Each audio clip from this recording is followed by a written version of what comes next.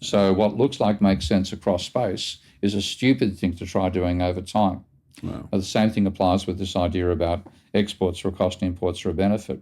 What it means is we get immense benefit out of people working hard to make goods for us, and we just sit back and we're making the notes. Well, what it means is you stop investing. Okay, you don't invest domestically anymore. Why would you bother investing if firms in the other countries are making the investment goods to produce the consumer goods that you buy off them? You lose the skills. You don't. Why train people to run machine tools if you don't need machine tools? You just need your paper press, etc., etc. So it's an extremely bad idea on which to base a strategy for development of your economy through time. And this mistake is the neoclassicals make the same mistake because they talk about comparative advantage. You've done that stuff at uni? Yeah. Okay. Well, comparative advantage tells you how to get an efficient allocation of existing resources, allegedly. Okay? But it doesn't tell you how to develop those resources over time. But that's how people interpret it. So if you say the best thing to do is to specialise at your comparative advantage, what that means is you cease investing in everything else. You just do what you're good at that point in time. So on that basis, Japan should be the world's greatest exporter of silk.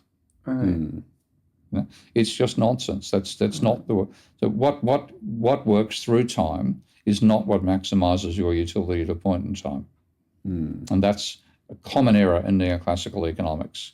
And that's why I'm annoyed that modern monetary theory has recreated the same error in a different guise. And I'm finding myself arguing with a lot of modern monetary theory people about, the sensible thing is to limit trade imbalances.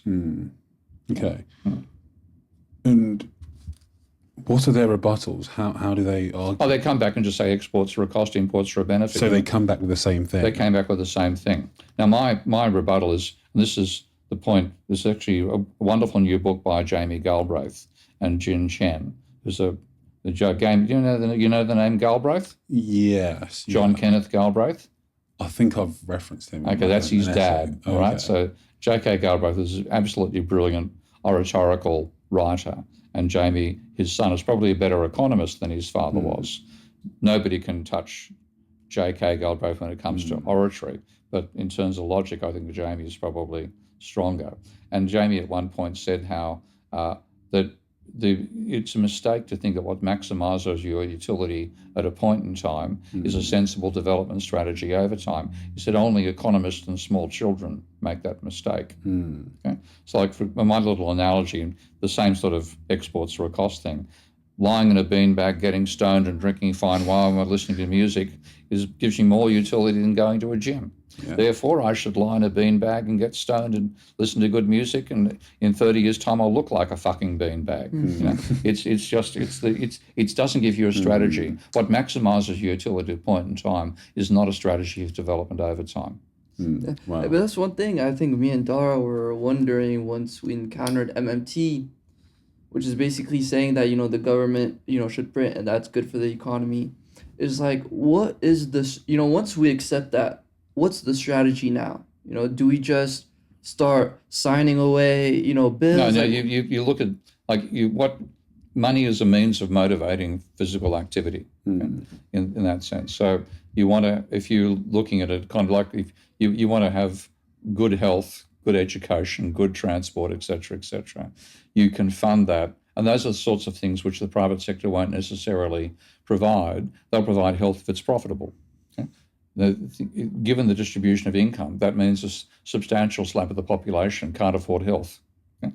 And babies can't afford health. Retired adults can't afford health in that sense, unless they're children of the wealthy or they're wealthy old people.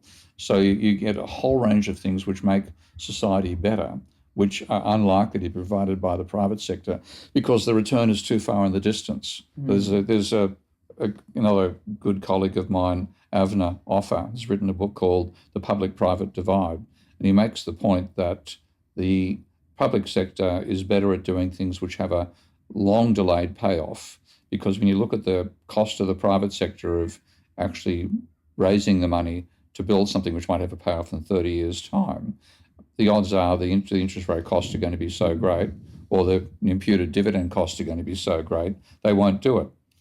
but you have things like sewerage, for example. Yeah?